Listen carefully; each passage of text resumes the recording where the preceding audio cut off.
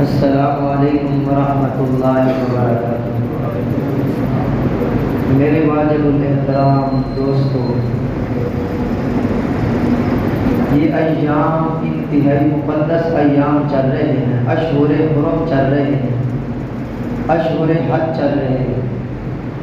شوال سے اشہر حج شروع ہو جاتے ہیں۔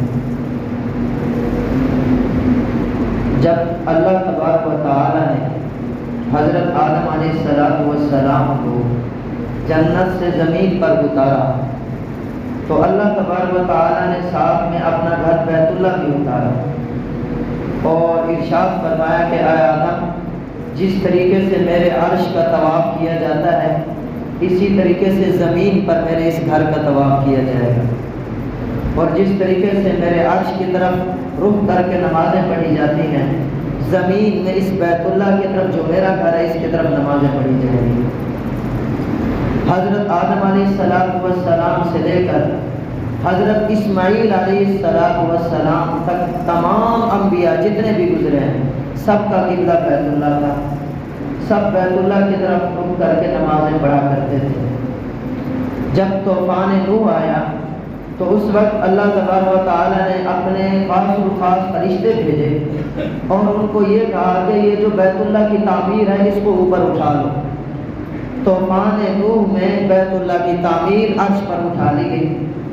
اب آپ کو معلوم ہے یہ جو طوفان آیا یہ پوری روئے زمین پر آیا ہے۔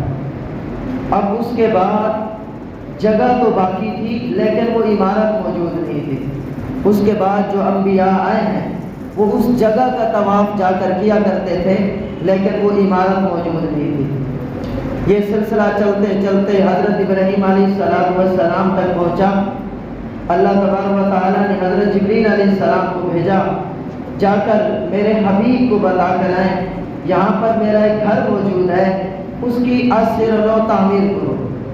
اور حضرت جبریل علیہ السلام نے آ کر بنیادوں کی نشاندہی کی۔ یہ بیت اللہ کی بنیادیں ہیں، یہ حصہ ہے، اسی سے جی تعمیر شروع کی جائے۔ حضرت ابراہیم علیہ السلام نے اپنے بیٹے حضرت اسماعیل علیہ السلام کو ساتھ لیا اور باپ بیٹے دونوں جی بیت اللہ کی تعمیر کے اندر شروع ہو گئے۔ آہستہ آہستہ آہستہ آہستہ چلتے چلاتے جی بیت اللہ کی تعمیر مکمل ہو گئی۔ تو حضرت ابراہیم علیہ السلام نے اللہ تعالیٰ کی بارگاہ میں عرض کی، اے اللہ تبارک و تعالی قد فرغت، اب میں بنائے تعمیر سے بیت اللہ کی تعمیر سے فارغ ہو چکا ہوں۔ اب بیت اللہ کی تعمیر جی پایہ تکمیل کو پہنچ گئی ہے، مکمل ہو گئی ہے، اب کیا ارشاد ہے؟ اللہ تبارک و تعالیٰ کی جانب سے ارشاد ہوا، اے ابراہیم علیہ السلام اذن فی الناس بالحج، لوگوں میں حج کا اعلان کرو، لوگوں میں کیا کرو؟ حج کا اعلان کرو۔ تو حضرت ابراہیم علیہ السلام نے اللہ تعالیٰ کی بارگاہ میں عرض کی، اے اللہ تبارک و تعالی، میں جو حج کا اعلان کروں وما یبلغ صوتی، میری آواز کہاں تک پہنچے گی؟ بڑی مشکل سے 2 میل 3 میل تک تو جا سکتی ہے، لیکن آپ کی اتنی مخلوقات ہیں، اتنی بڑی کائنات ہے، میری آواز اتنی بڑی کائنات تک کہاں پہنچے گی؟ اللہ تبارک و تعالیٰ کی جانب سے اعلان ہوا، اے ابراہیم اذن وعلی البلاغ، اعلان کرنا تمہارے ذمہ ہے اور اس آواز کو پورے روئے زمین تک پہنچانا یہ اللہ کا کام ہے۔ فرماتے ہیں حضرت ابراہیم علیہ السلام نے جی اعلان کیا، الفاظ بتا دیجئے اے اللہ تبارک و تعالیٰ، کیف اقول، الفاظ کیا کہوں، کن الفاظ کے ذریعے سے جی اعلان کروں؟ اللہ تبارک و تعالیٰ کی جانب سے ارشاد ہوا، اے ابراہیم علیہ السلام یوں اعلان کرو، قل یا ایھا الناس کتب علیکم الحج حج البیت العتیق، اے لوگو تمہارے اوپر حج فرض کیا گیا ہے، حج بیت اللہ کا، بیت عتیق کا، پرانے گھر کا حج تمہارے ذمہ فرض کیا گیا ہے۔ اب حدیث پاک میں آتا ہے جب حضرت ابراہیم علیہ السلام نے یہ آواز لگائی، فَسَمِعَ مَن بَيْنَ السَّمَاءِ وَالْأَرْضِ، آسمان و زمین کے مابین جتنی بھی مخلوقات تھی سب نے یہ آواز سنی۔ اللہ تبارک و تعالیٰ نے ہر ایک کے کان میں یہ آواز پہنچا دی۔ جس طریقے سے حجۃ الوداع کے موقع پر آپ صلی اللہ علیہ وسلم 10 ہجری کے اندر مینا کے میدان کے اندر آپ صلی اللہ علیہ وسلم نے خطبہ ارشاد فرمایا. بڑی کثیر تعداد کے اندر لوگ موجود تھے. ایک روایت کے مطابق 10 لاکھ کا مجمع تھا. اس وقت یہ سپیکر وغیرہ کا انتظام نہیں تھا. صحابہ فرماتے ہیں ہم میں سے جو لوگ آخری صف کے اندر کھڑے ہوئے تھے ان کے کانوں میں آپ صلی اللہ علیہ وسلم کی ایسے آواز پڑ رہی تھی جیسے کہ آپ صلی اللہ علیہ وسلم ہمارے کان میں بات فرما رہے ہیں. یہ آپ صلی اللہ علیہ وسلم کا معجزہ تھا. اللہ تبارک و تعالیٰ نے حضرت ابراہیم علیہ السلام کی آواز کو آسمان و زمین کے مابین جتنی مخلوقات تھی سب کے کانوں کے اندر پہنچائی.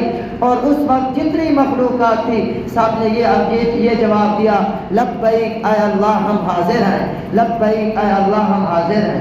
ایک حدیث پاک میں آپ صلی اللہ علیہ وسلم نے ارشاد فرمایا اس وقت جتنے لوگ پیدا ہو چکے تھے سب نے لبیک کہا، یا جو عالم ارواح کے اندر جو روحیں موجود تھیں ان میں سے جس نے بھی ایک مرتبہ لبیک کہا ایک مرتبہ وہ ضرور بیت اللہ کا حج کرے گا. جس نے 2 مرتبہ لبیک کہا وہ 2 مرتبہ بیت اللہ کا حج کرے گا. اور جس نے کئی مرتبہ لبیک کہا اللہ تبارک و تعالیٰ اس کو بارہا بیت اللہ کے حج کی سعادت عطا فرمائیں گے. خوش قسمت ہیں وہ روحیں، خوش قسمت ہیں وہ لوگ جس کی روحوں نے عالم ارواح کے اندر لبیک کہا ہوگا. اللہ تبارک و تعالیٰ سے دعا کریں اے اللہ تعالیٰ ہماری بھی روحیں ان خوش قسمت لوگوں میں ہوں جنہوں نے اس وقت لبیک کہا. تو میرے محترم دوستو یہ سلسلہ جی چل پڑا جی انبیاء علیہ السلام حضرت ابراہیم علیہ السلام کا اعلان اللہ تبارک و تعالیٰ نے قرآن کریم کے اندر ذکر فرمایا وَأَذِّن فِي النَّاسِ بِالْحَجِّ يَأْتُوكَ رِجَالًا وَعَلَى كُلِّ ضَامِرٍ يَأْتِينَ مِنْ كُلِّ فَجٍّ عَمِيقٍ. اے ابراہیم علیہ السلام اذن فی الناس لوگوں میں اعلان کر دو بالحج حج کا یأتوک رجالا لوگ دور دراز علاقوں سے پیدل سفر کر کر اس بیت اللہ کے پاس آ کر حج کریں گے. وعلی کل ضامر یأتین اور اونٹنیوں پر سوار ہو کر آئیں گے جو دور دراز سفر طے کرتے کرتے جب یہاں مکہ کے اندر پہنچیں گی وہ دبلی ہو چکی ہوگی کمزور ہو چکی ہوگی ان اونٹنیوں پر بھی سوار ہو کر لوگ بیت اللہ کے حج کے لیے آئیں گے. ایک کتاب ہے جی تفسیر کی تفسیر جلالین اس کے اندر ایک واقعہ لکھا ہوا ہے. وہ واقعہ یہ ہے کہ ایک آدمی بالکل نوجوان تھا اور اس کے بال بالکل سیاہ تھے. اب جب اس کے پاس جی اس کو معلوم ہوا کہ جس طریقے سے نمازیں فرض ہیں روزے فرض ہیں اسی طریقے سے جو لوگ صاحب استطاعت ہیں جو الزاد والراحلہ پر قادر ہیں ان کے ذمہ حج بھی فرض ہے. اب وہ آدمی پتہ نہیں اس کا علاقہ کہاں سے تھا. اب اس نے پیدل سفر شروع کر دیا. سفر کرتے کرتے کرتے کرتے جب وہ بیت اللہ کے اندر پہنچا تو اس کی داڑھی بھی سفید ہو چکی تھی اور اس کے سر کے بال بھی سفید ہو چکے. میرے محترم دوستو دل کے اندر یہ تڑپ ہونی چاہیے کہ جا کر بیت اللہ کے اندر جی بیت اللہ کا طواف کریں گے مطاف کے اندر کھڑے ہوں گے ملتزم کے پاس کھڑے ہوں گے حجر اسود کو بوسہ دیں گے. فرمایا کہ جو شخص حجر اسود کو بوسہ دیتا ہے اللہ تبارک و تعالیٰ کل قیامت والے دن حجر اسود کو 2 آنکھیں عطا فرمائیں گے 1 زبان عطا فرمائیں گے. آنکھوں کے ذریعے سے وہ ان تمام لوگوں کو پہچانے گا جنہوں نے حجر اسود کا بوسہ لیا اور ان کے حق میں گواہی دے گا. زبان بھی عطا فرما دیں گے آنکھیں بھی عطا فرما دیں گے. اللہ تبارک و تعالیٰ کے ہاں جی یہ چیزیں کوئی مشکل نہیں ہیں. جس طریقے سے اللہ تبارک و تعالیٰ حیوانات کو جی قوت گویائی عطا فرما سکتے ہیں قوت بصر عطا فرما سکتے ہیں ایسے اللہ تبارک و تعالیٰ جمادات کو بھی یہ چیزیں عطا فرما سکتے ہیں. اللہ کے ہاں کوئی چیز مخفی نہیں ہے. میرے محترم دوستو ہجرت سے قبل آپ صلی اللہ علیہ وسلم نے بے شمار حج کیے لا یعلم عددها ان کی تعداد معلوم نہیں ہے. آپ صلی اللہ علیہ وسلم ہجرت سے قبل ہر سال حج کرتے تھے الا ان یمنع منہ مانع. ہاں اگر کوئی ضرورت پیش آ گئی کوئی عذر پیش آ گیا تو اور بات ہے لیکن اس کے علاوہ ہجرت سے قبل آپ صلی اللہ علیہ وسلم ہر سال حج کیا کرتے تھے. اور ہجرت کے بعد جب آپ صلی اللہ علیہ وسلم ہجرت فرما کر مدینہ منورہ تشریف لے گئے تو حج کی فرضیت اب ہوئی ہے. اب حج کی فرضیت کس ہجری میں ہوئی اس کے بارے میں 3 قول ہیں. پہلا قول یہ ہے کہ 5 ہجری میں جی حج کی فرضیت ہوئی. دوسرا قول یہ ہے کہ 6 ہجری میں حج کی فرضیت ہوئی، تیسرا قول یہ ہے کہ 9 ہجری میں حج کی فرضیت ہوئی۔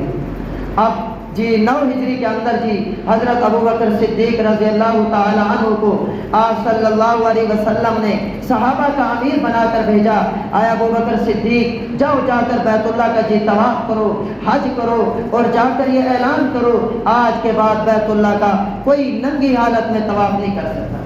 پہلے لوگوں کتنے جی بڑی بڑی رسمیں پیدا کی ہوئی تھی، ہم تو یہ کپڑے، ان کپڑوں کے اندر ہم گناہ کرتے رہتے ہیں، ان کپڑوں کے اندر ہم سے یہ گناہ ہو گیا، اب ان کپڑوں کو پہن کر ہم بیت اللہ کا حج کریں، ہم ایسا نہیں کریں گے بلکہ ننگے طواف کریں گے۔ اس کو وہ نیکی سمجھتے تھے۔ اللہ کے نبی صلی اللہ علیہ وسلم نے حضرت ابوبکر صدیق کو بھیجا، آئے ابوبکر صدیق جا کر یہ اعلان کر دو کہ اپنے سطر کو چھپانا فرض ہے، کسی حالت میں بھی جی سطر کھولنا عورت کے لیے، مرد کے لیے یہ جائز نہیں ہے، اور بیت اللہ تو اللہ تعالیٰ کا گھر ہے، یہاں ننگی حالت کے اندر ننگے ہو کر عریان ہو کر کیسے طواف کر سکتے ہیں؟ آج کے بعد قیامت تک جی بیت اللہ کا حج ہوگا جی تو وہ احرام کی حالت میں ہوگا، حج ہوگا تو احرام کی حالت میں ہوگا، بغیر کپڑوں کے حج کرنا کوئی نیکی نہیں۔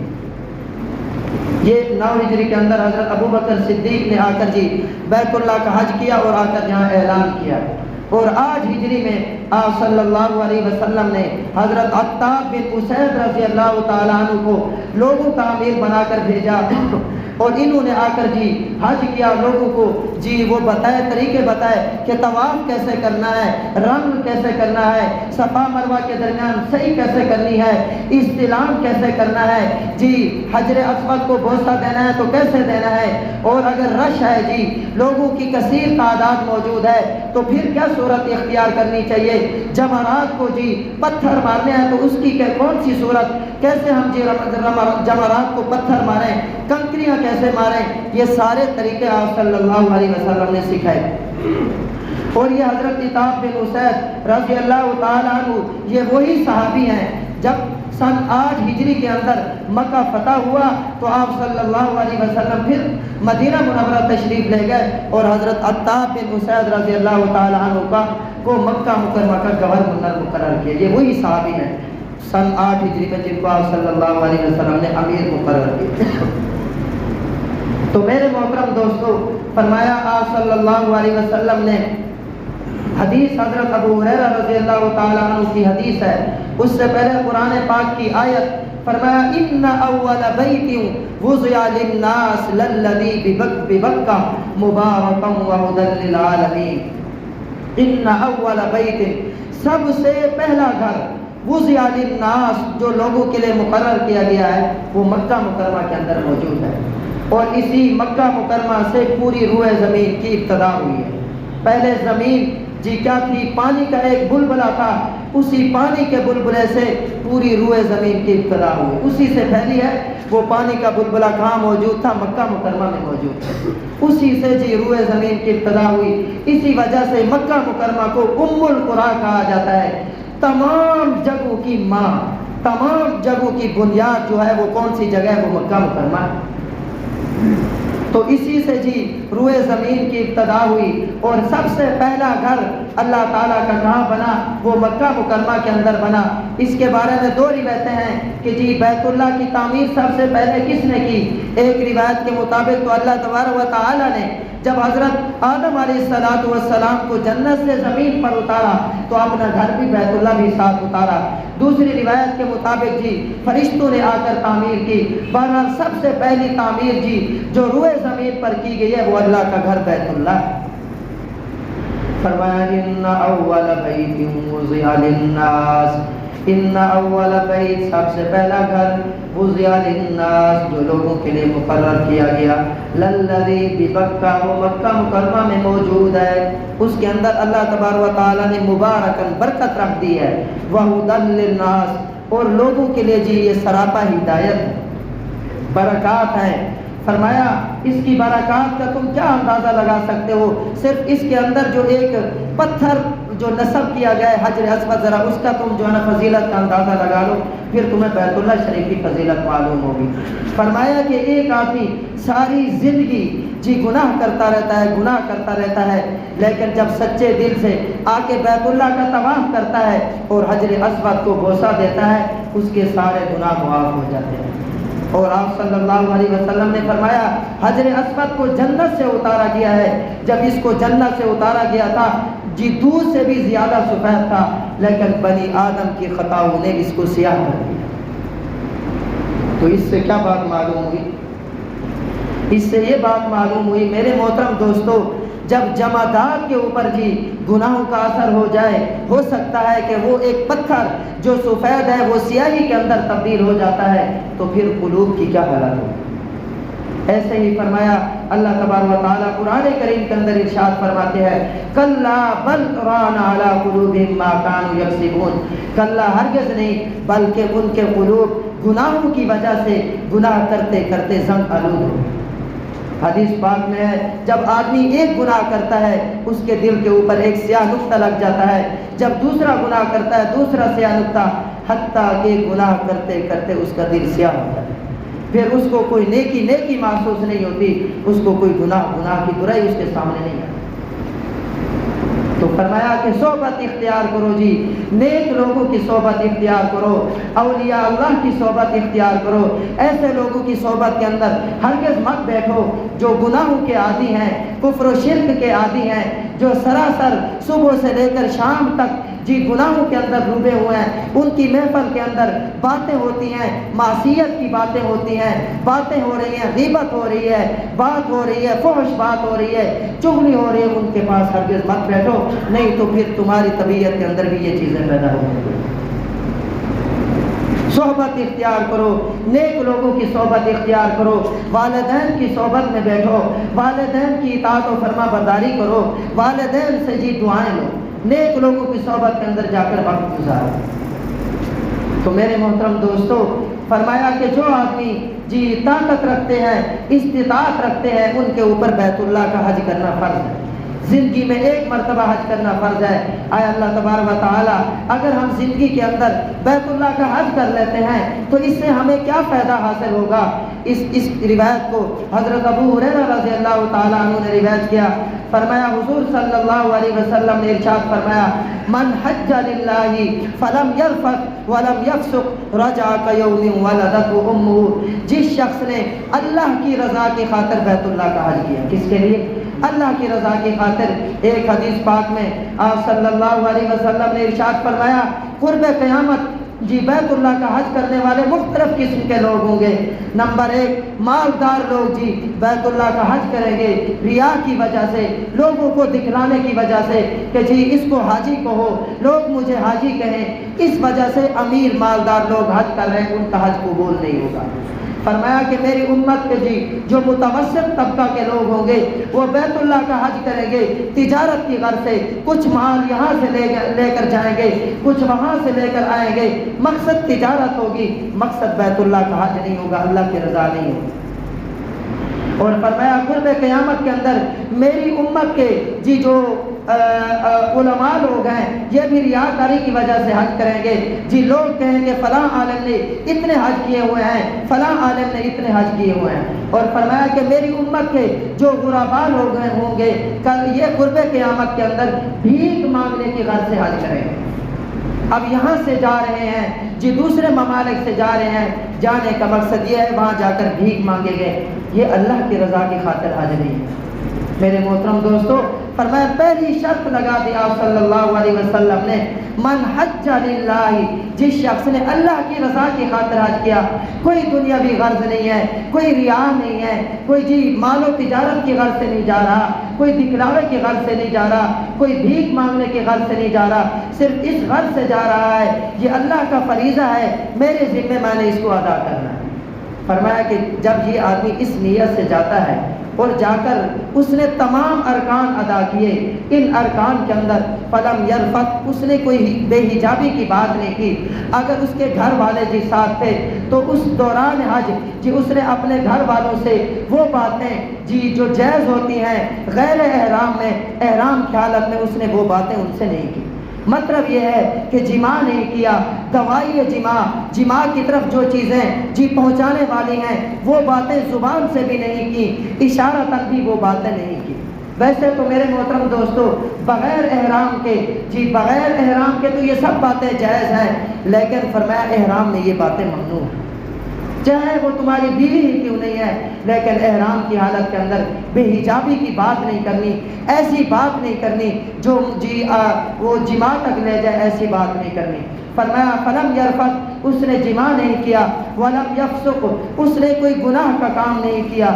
میرے محترم دوستو بغیر احرام کے بھی گناہ کرنا بہت بڑا گناہ ہے، لیکن احرام کی حالت میں وہ گناہ اس کی معصیت اور زیادہ سخت ہو جائے۔ بعض ازمنہ ایسے ہوتے ہیں، بعض اوقات ایسے ہوتے ہیں، بعض گھڑیاں ایسی ہوتی ہیں، ان گھڑی کے اندر اگر آپ ایک نیکی کرتے ہیں تو وہ نیکی پہاڑوں کے برابر چلی جاتی ہے، انہی اوقات کے اندر، انہی مقامات کے اندر اگر آپ ایک ذرہ برابر گناہ کریں گے تو گناہ بھی ایسے ہی پہاڑوں کی برابر بن جائے۔ تو فرمایا جس نے حج کے دوران بیوی سے بے حجابی کی بات نہیں کی، فلم یرفث ولم یفسق، اور اس نے کوئی گناہ بھی نہیں کیا، اور قرآن پاک میں فرمایا ولا جدال فی الحج، دوران سفر اس نے اپنے ساتھیوں سے کوئی جھگڑا بھی نہیں کیا۔ میرے محترم دوستو سب سے مشکل ترین عبادت اللہ تعالیٰ کی جمیع عبادات میں سے وہ حج ہے، یہ سب سے مشکل ترین عبادت ہے۔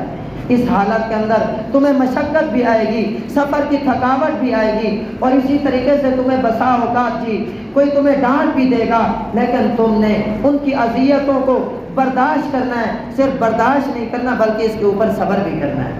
فرمایا کہ جب تم نے یہ کام کر لیے، پہلا اللہ کی رضا کی خاطر تم نے بیت اللہ کا حج کیا، اس حج میں تم نے کوئی گناہ کا کام نہیں کیا، بیوی سے بے حجابی کی بات نہیں کی، اپنے ساتھیوں سے لڑائی جھگڑا نہیں کیا، فرمایا رجع کیوم ولدتہ امہ، اب عند اللہ تمہارا حج مقبول ہے، اب تم گھروں کو ایسے واپس لوٹ جاؤ جس طریقے سے نو مولود بچہ جب وہ ماں کے پیٹ سے پیدا ہوتا ہے وہ معصوم ہوتا ہے، اس کے جسم پر کوئی گناہ نہیں ہوتا، اب بھی تم گناہوں سے ایسے پاک صاف ہو چکے۔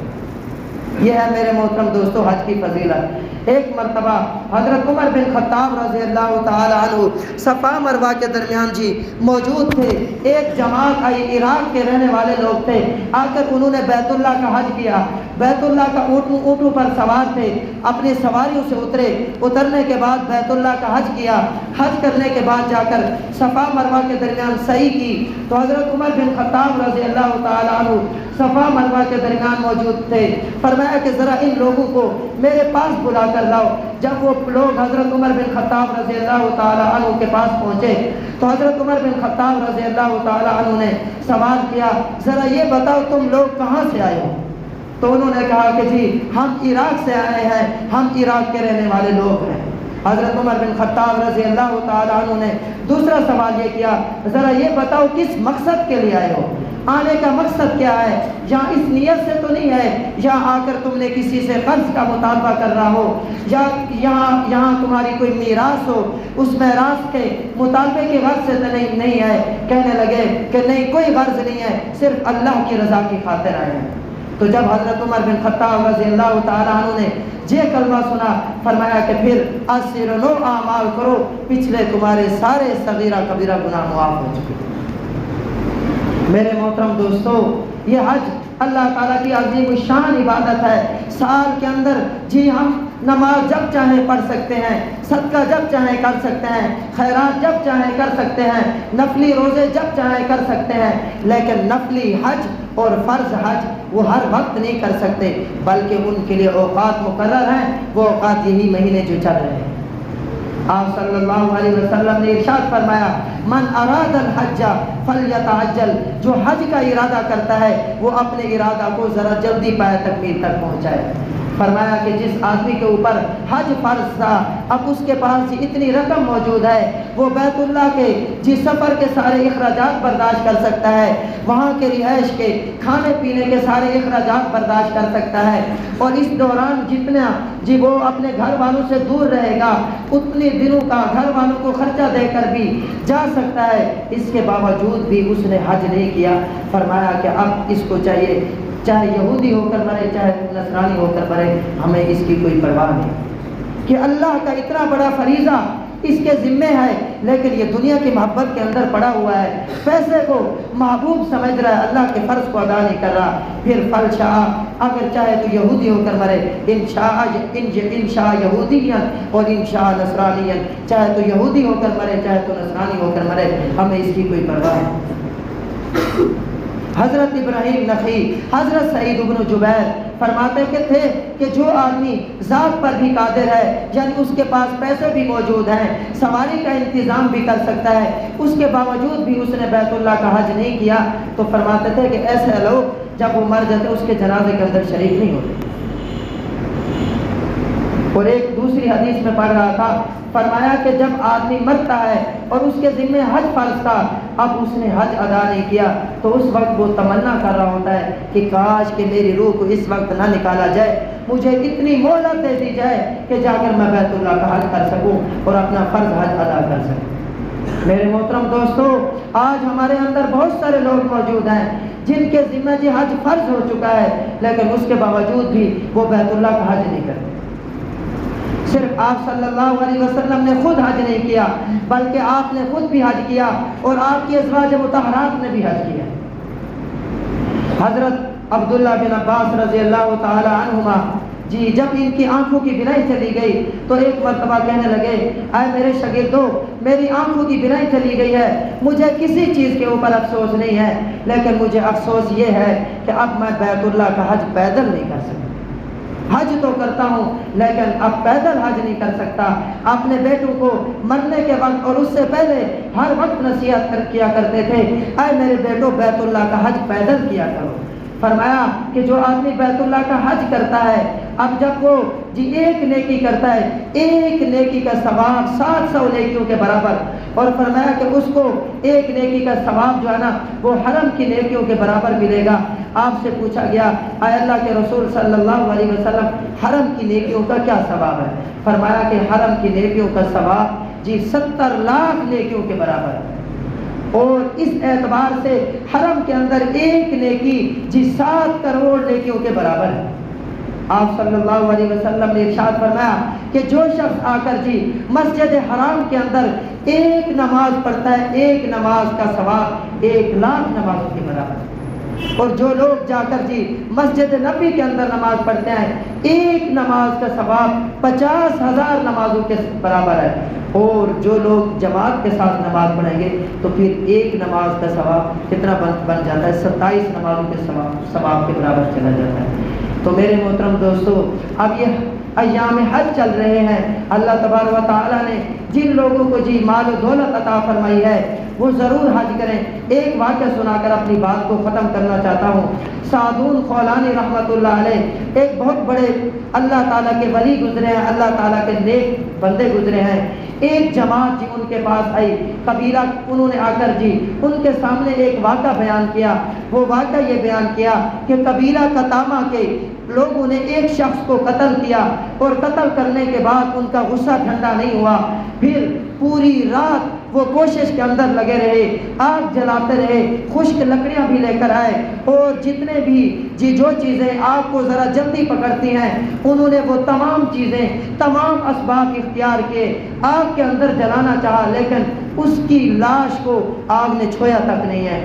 پوری رات وہ اس کوشش کے اندر لگے رہے، لیکن آگ جب ہی جلاتے تھے، جب وہ جسم تک پہنچتی تو آگ فوراً بجھ جاتی تھی، اور اس کا جسم ویسا کا ویسا سفید ہی رہا، آگ نے نہیں چھویا۔ تو حضرت سعدون خولانی رحمۃ اللہ علیہ نے فرمایا، مجھے ایسے محسوس ہوتا ہے اس آدمی نے 3 حج کیے ہوں گے۔ لوگوں نے بتایا کہ بالکل اس آدمی نے 3 حج کیے تھے۔ حضرت سعدون خولانی رحمۃ اللہ علیہ فرمانے لگے، مجھے آپ صلی اللہ علیہ وسلم کی جانب سے یہ حدیث پہنچی ہے کہ جس نے ایک مرتبہ بیت اللہ کا حج ادا کیا اس نے اپنا فریضہ ادا کیا، جس نے 2 مرتبہ حج کیا اس نے اللہ تعالیٰ کو قرض دے دیا، اور جس نے 3 مرتبہ حج کیا اللہ تعالیٰ اس کے جسم پر، اس کے بالوں پر آگ کو حرام کر دے، چاہے وہ دنیا کی آگ ہو چاہے آخرت کی آگ ہو۔ تو میرے محترم دوستو، یہ حج کی فضیلت ہے۔ اللہ تبارک و تعالی مجھے تمام لوگوں کو بیت اللہ کے حج کرنے کی توفیق عطا فرمائے اور حضور اقدس صلی اللہ علیہ وسلم کے روضہ اقدس پر بار بار حاضر ہونے کی توفیق عطا فرمائے۔ آمین ثم آمین یا رب العالمین۔